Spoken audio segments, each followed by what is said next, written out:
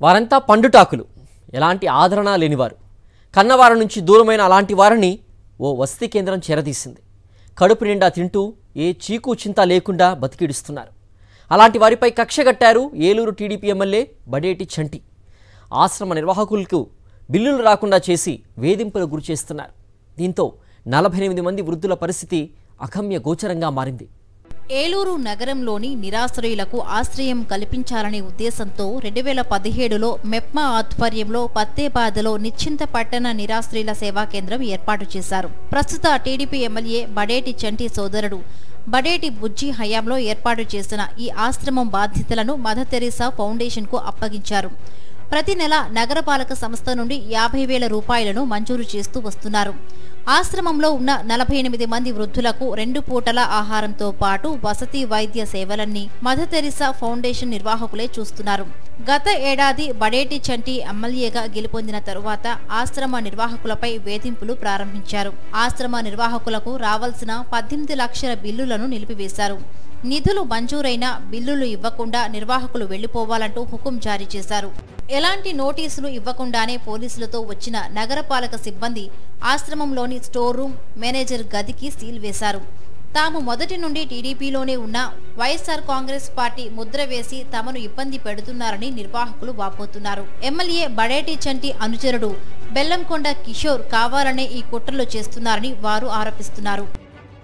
అంటే 3 సంవత్సరాలు బిల్లులు ఇచ్చారు. తర్వాత మళ్ళీ 3 సంవత్సరాలన్నర బిల్లులు ఇవ్వలేదండి. 1వ తారీఖున ఏమన్నారంటే వెళ్ళి ఎమ్మెల్యే గారి చేత ఒకసారి ఫోన్ చేయించండి అన్నారు. డబ్బులు పడ్డా మీ ఎమ్మెల్యే గారి చేత ఒకసారి చెప్పించండి పిఓ గారు అన్నారు. ఎమ్మెల్యే గారి దగ్గరికి వస్తే ఎమ్మెల్యే గారు కిషోర్ గారి దగ్గరికి వెళ్ళమన్నారు. కిషోర్ గారి దగ్గరికి వెళ్ళామండి. కిషోర్ దగ్గరికి వెళ్తే తట్టి అవతల పంట అసలు గుమ్మ ఎక్కడానికి వెళ్ళి దాళ్ళకి వెళ్ళగానే తోసేస్తున్నారు. అప్పుడే ఖాళీ చేసేయాలని వచ్చి తాళాలు వేసుకున్నారండి. తాళాలు వేసి స్టీలు వేసుకున్నారు. కార్పొరేటర్గా గెలిచానంటే టీడీపీకి బడేటి బుజ్జి గారు వచ్చి నాకు టికెట్ జనరల్ సీట్ ఇచ్చారండి. నాకు జనరల్ సీట్లో కొట్టానండి. నేను గంపల బ్రహ్మవతి మీద గెలిచానండి.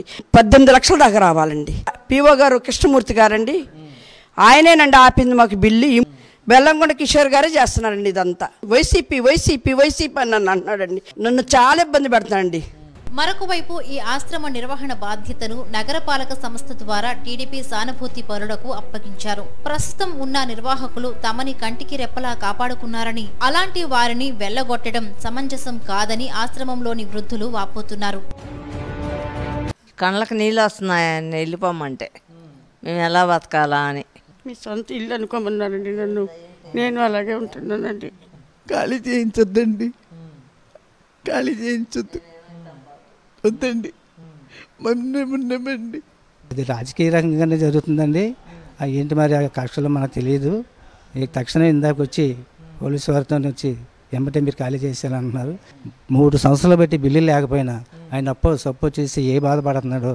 మాది కిలో గంజో ఏదో ఒకరోజు కూరతో లేకపోయినా ఒకరోజు సాంబార్తోనైనా చక్కగా ఉంటున్నాం.